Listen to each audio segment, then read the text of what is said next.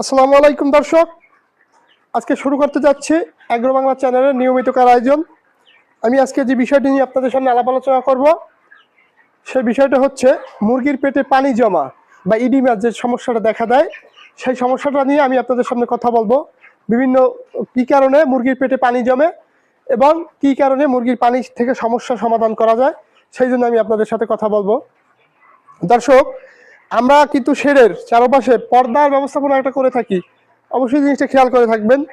শীতকালে প্রচুর শীত পড়ে, সামনে কিন্তু শীত আসতেছে, আর বেশি কিন্তু সময় নাই, হয়তো অক্টোবর মাসের কিন্তু আজকে 18 তারিখ শেষ হয়ে যাচ্ছে। সেক্ষেত্রে কিন্তু নভেম্বর মাসে কিন্তু ঠান্ডা শুরু হয়ে যাবে।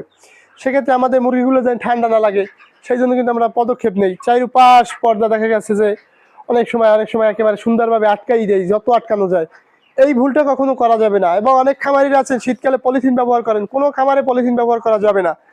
পলিথিন আপনি দেখবেন, আপনি হাতের ভিতরে পলিথিন ঢুকিয়ে রাখবেন, 1 ঘন্টা দেখবেন যে আপনার হাত ঘামাই যাচ্ছে এবং পলিথিনের চারপাশে একটা কুয়াশার মতো, মানে ওই যে শিশিরের মতো একটা পানি জমে যায়। এই ভুল কখনো করবেন না কোনো খামারি ভাই, ভুলেও এই কাজ করা যাবে না।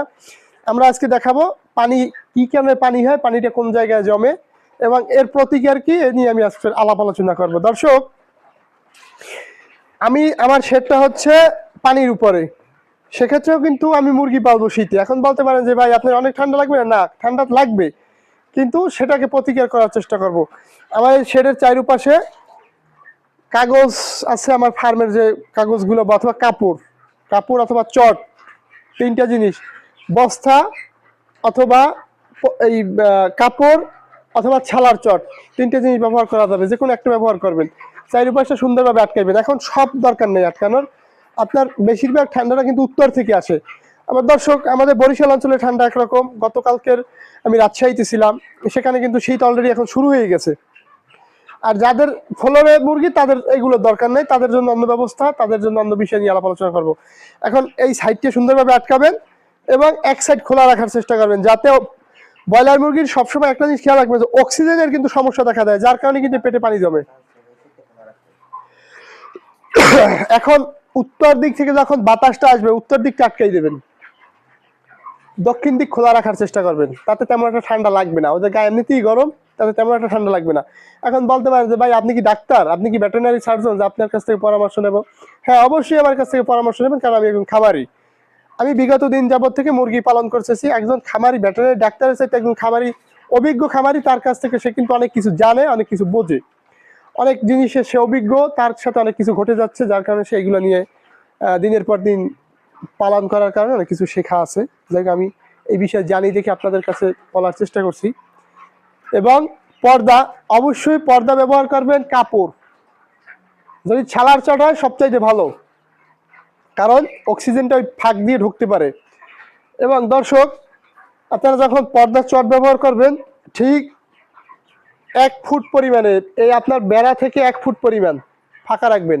যত শীত পড়ুক কোনো সমস্যা নাই, 1 ফুট পরিমাণ ফাঁকা রাখবেন, যাতে বাহিরের বাতাস, অক্সিজেন, সেটা কিন্তু ভিতরে প্রবেশ করতে পারে, সেদিকে খেয়াল রাখবেন। সবাই এই জিনিসটা খেয়াল রাখবেন, যাতে অক্সিজেনটা প্রবেশ করতে পারে।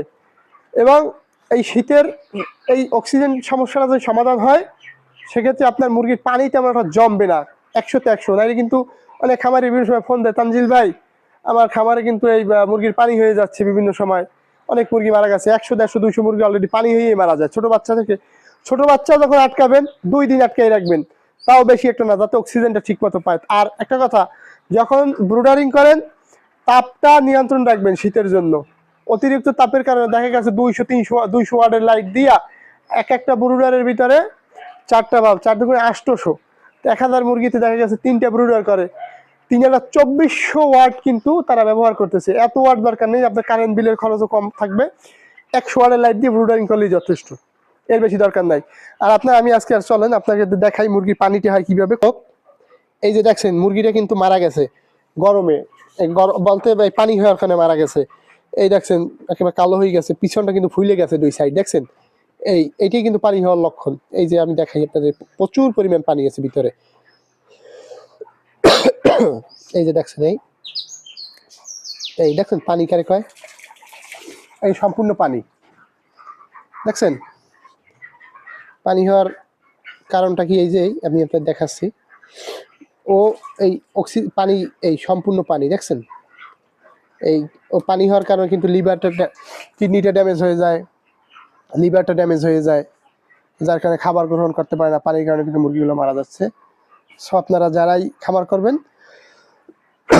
ঔষধের চাইতে পর্যাপ্ত পরিমাণে আপনারা আলো বাতাসের ব্যবস্থা রাখবেন। শীতের সময়ও আটকানো যাবে না, একেবারে আটকাইলে কিন্তু পানির সমস্যাটা হয়েই থাকবে, সবসময় পানির সমস্যা হবে। সেই জন্য কিন্তু আমি আজকে এই ভিডিওটা আপনাদেরকে করলাম, করে দেখাইলাম। এবং মার্কেটে নেফ্রো কেয়ার এতক্ষণ কিন্তু আপনাদেরকে দেখাইলাম যে পানি কেন হয়, কিভাবে হচ্ছে, পানিটা কি, কোথায় পানিটা হয়, পেটের ভিতরে কিন্তু পানি জমে, সেই জিনিসটা আমি দেখালাম। এখন আপনাদের মেডিসিনের নাম বলবো। ছোট বাচ্চা অবস্থা যখন আনবেন অবশ্যই একটা ডোজ করাবেন। অপসিনিন গ্রুপের আছে ইউরিনেক্স, সারা বাংলাদেশেই পাওয়া যায়। এবার স্কোয়ার কোম্পানির সম্ভবত নেফ্রো কেয়ার,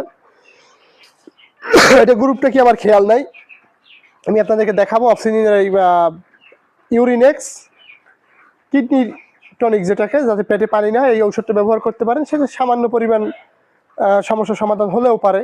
এবং এই নেফ্রো কেয়ার, সেটা সমস্যার সমাধান হয় কিন্তু কম। কিন্তু সেক্ষেত্রে অবশ্যই আপনি ব্যবহার করবেন কি, পর্যাপ্ত আলো বাতাস। ঔষধের দরকার নেই, মেডিসিনের দরকার নাই, মেডিসিন ছাড়া। কারণ আপনার খামার যদি বারবার এত টাকা খরচ করেন, সেক্ষেত্রে কিন্তু আপনি লাভবান হওয়ার কোনো সুযোগই নেই, বারবার লস করবেন। সেক্ষেত্রে আপনার পর্যাপ্ত আলো বাতাসের ব্যবস্থা রাখবেন, 100% ইনশাল্লাহ একটা মুরগিরও পানি হবে না। ভালো থাকবেন, সুস্থ থাকবেন। আমাদের অ্যাগ্রো বাংলা চ্যানেলটি সাবস্ক্রাইব করে আমাদের পাশে থাকার চেষ্টা করবেন। খোদা হাফেজ, নতুন আরো ভিডিও নিয়ে আসবো, আপনাদের সামনে দেখা হবে। ভালো থাকবেন।